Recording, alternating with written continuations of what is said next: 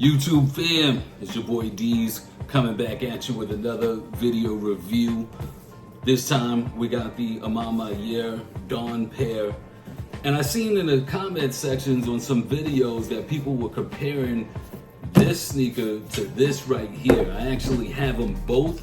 So, I'll get the little comparison done in this video so we can see if these two sneakers are even remotely the same. I don't think they are, but since, some people mentioned that, it's worth taking a look at so y'all can see it.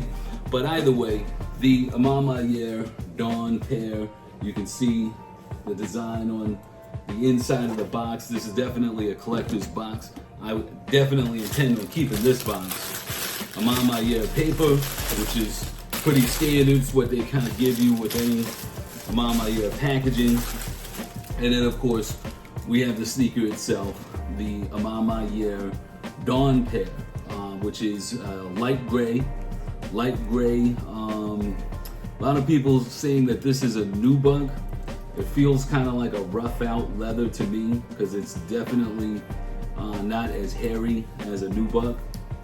Some people concerned with whether this will get dirty, but you're gonna clean this the same way you would clean a pair of Tims. And because it's really light gray, I mean, there's no real harm in doing that. You don't have to worry about it fading. You don't have to worry about it bleeding. This is gonna be very easy to keep clean, with all due respect to those that were concerned about it. Going into the details of this shoe, of course, you've got the Amama Year A logos in the mesh. We can put this up close here so you can see that. To me, that's the highlight of this shoe. It really makes this stand out. I definitely could notice that at a distance. I'm a person who loves Jordan 5, so if I saw a mesh like that, I'm gonna notice it right away.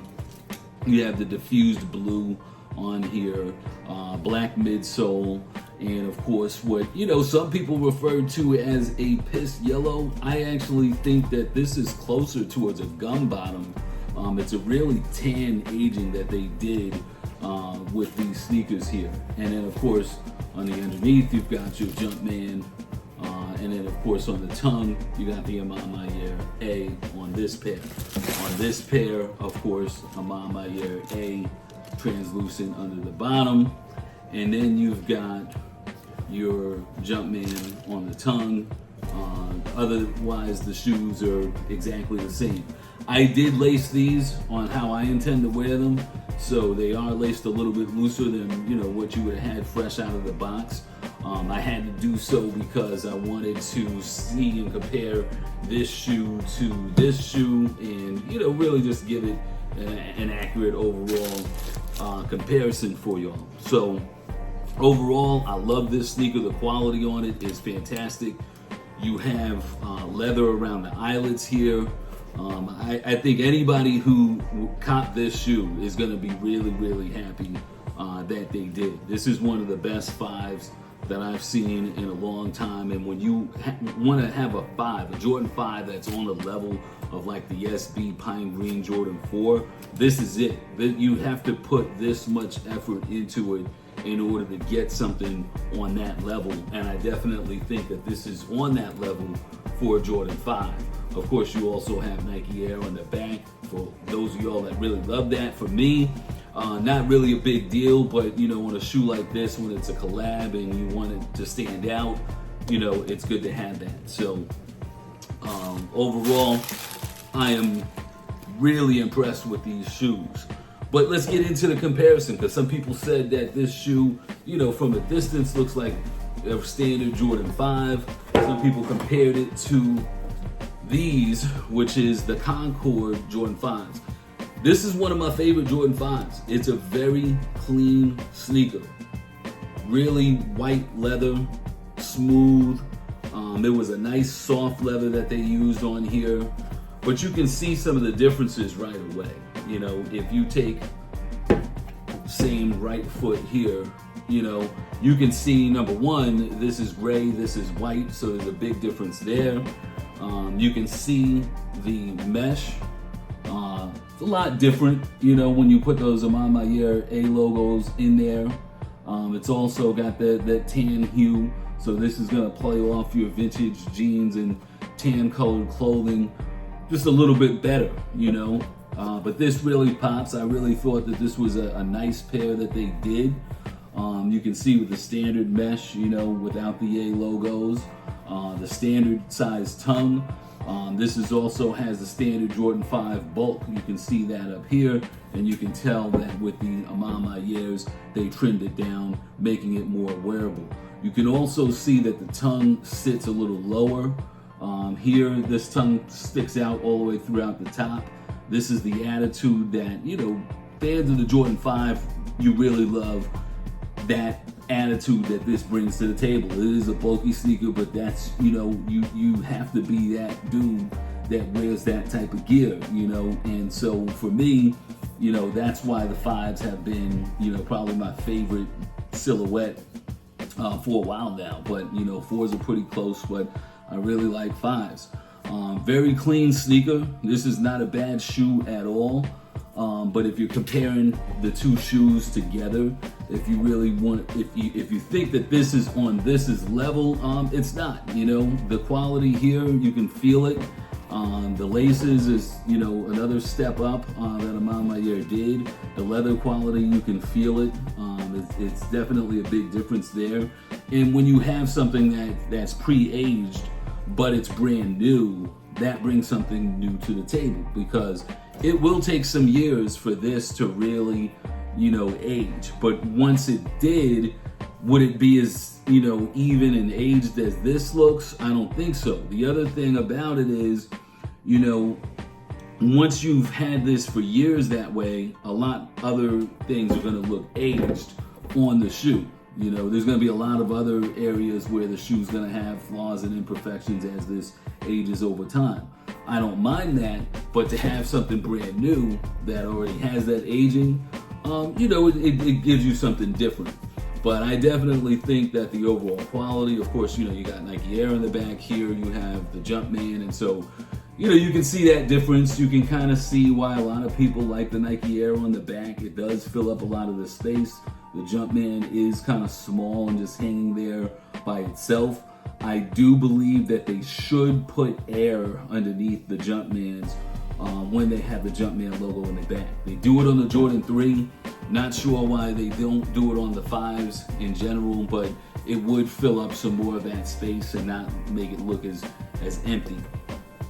The other differences, of course, you have the diffused blue, which I think, you know, this is something that's going to go with any of your muted colors, you know, any of the neutral tones. I mean, this is really going to stand out nicely against that. With this purple, you know, it's just a little splash of purple, so this shoe could go with a lot of different things, but it is more vibrant. So, you know, if you're really going to be matchy-matchy, you're going to want a purple to go with this diffused blue. You know, again, you're going to be able to wear it with a lot more items. You know, when you have muted colors, they can go with a lot more than, you know, what you might think. You know, if you wanted to put this with, you know, an olive green sweater, you know, this diffused blue is not going to throw it off because it's also a muted color. So if you've got like a faded olive green type sweater, or even burgundy, you know, could go with this as well. You know, muted colors tend to go with muted colors.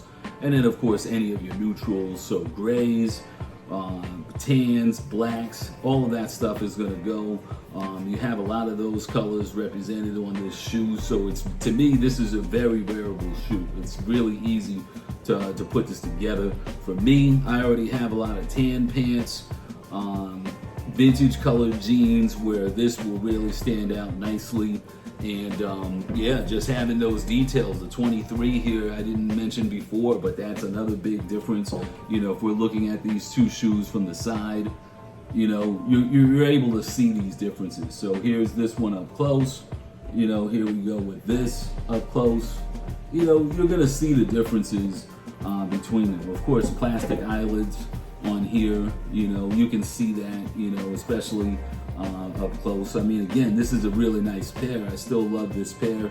Still wearing this pair a lot, but this is just so much nicer, in my opinion. So when it comes to Amama Year Dawns, I mean, this is this may be one of my favorite Jordan 5s for sure, but It may be my favorite, you know, but we'll save that for when I go over the Dusk review, which, you know, I'll do momentarily in a separate video.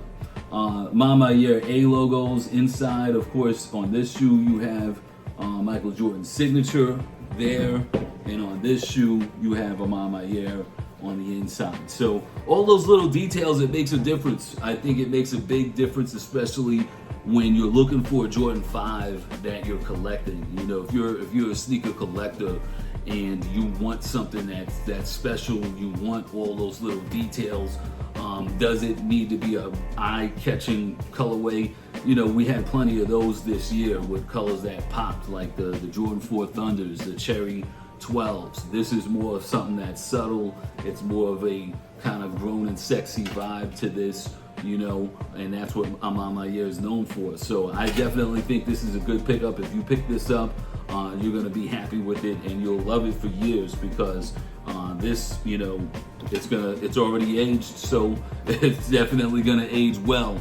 So with that, you know, that's my comparison video and overview of the Jordan 5 Dawn pair from Mama Ayer. Definitely one of the best pickups that I have in my collection. I love it. But with that, I'm out. I'll see y'all on the next one. And you know, we want to keep the vibe and the momentum going. So I got some other things going for y'all, and expect to have that Dusk pair reviewed for y'all real soon here. I'm gonna do that momentarily, and I'll do another comparison on that one.